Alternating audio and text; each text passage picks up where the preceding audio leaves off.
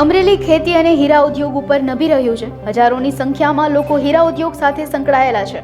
અમરેલીમાં પણ હીરા ઉદ્યોગ ખૂબ મોટા પાયે ચાલી રહ્યો છે। છેલ્લા કેટલાક સમયથી રશિયા યુક્રેન યુદ્ધ ચાલી રહ્યું છે, જેના કારણે આજે અમરેલી હીરા ઉદ્યોગમાં ભારે મંદીનો માહોલ જોવા મળી રહ્યો છે। હીરાના કારખાનેદારનું કહેવું છે કે આ ચાલી રહેલા યુદ્ધના કારણે સમગ્ર ગુજરાતમાં હીરા ઉદ્યોગમાં મંદી આવી છે। મંદીના કારણે પહેલા કરતાં અડધું કામ થાય છે, ઘર ચલાવવું પણ મુશ્કેલ બન્યું છે। ગમે ત્યારે કારખાનામાં હીરા ખલાસ થઈ જાય છે અને સમય કરતાં પહેલા જ રજાઓ પડી જાય છે, જેથી કામ ઓછું થાય છે, જેને લઈ રત્ન કલાકારોએ સરકાર પાસે રાહત પેકેજ જાહેર કરવા માંગ કરવામાં આવી હતી। પ્રમુખ અમરેલી જિલ્લા ડાયમંડ એસોસિએશન। અમરેલી જિલ્લાની અંદર 916 કારખાના છે અને 45,000 જેટલા રત્ન કલાકારો કામ કરે છે, પણ છેલ્લા 1.5 વર્ષથી હીરા ઉદ્યોગની અંદર મંદીનો માહોલ છવાયો છે। મંદીનું મુખ્ય કારણ 2 યુદ્ધો છે, ઇઝરાયલ અને યુક્રેનનો રશિયાનું જે યુદ્ધ ચાલે છે એના કારણે સૌથી મોટી અસર હીરા ઉદ્યોગ પર પડી છે અને અમરેલી જિલ્લો ખેતી અને હીરા ઉદ્યોગ ઉપર આધારિત છે।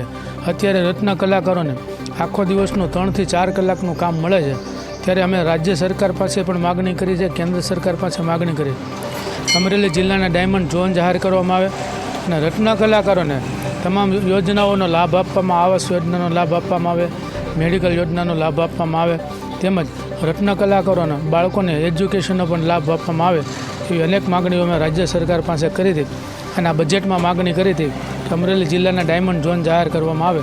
હું 2007થી કારખાનું ચલાવું છું, પણ આવી મંદી નથી જોઈ। હીરામાં અત્યારે ભયંકર પરિસ્થિતિ ખરાબ છે। યુદ્ધના હિસાબે કોઈ ઉપર લેવલે સેલિંગ નથી એવું ઉપરના વેપારીઓ અમને કહે છે। ખરાબ પરિસ્થિતિના હિસાબે હીરા ઓછા આવે, કામ વજનનું પ્રેશર હોય ઉપરથી, તો કારીગરો સમજે તો ઉપર લેવલે વેપારીને પણ પોસાય, કારીગરોને પણ પોસાય અને બધાની રોજીરોટી મળી રહે। અત્યારના સમયમાં કે આવનારના સમયમાં કોઈ એવું કહી નથી શકતું કે તેજી આવશે, એવી પરિસ્થિતિ અત્યારે હાલના સમયમાં છે।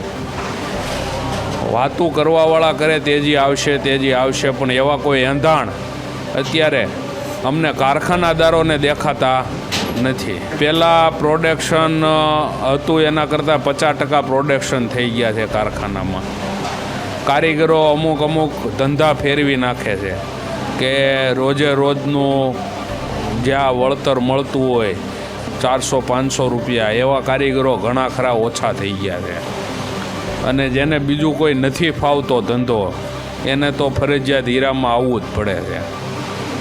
એવી પરિસ્થિતિ અત્યારે સર્જાઈ છે।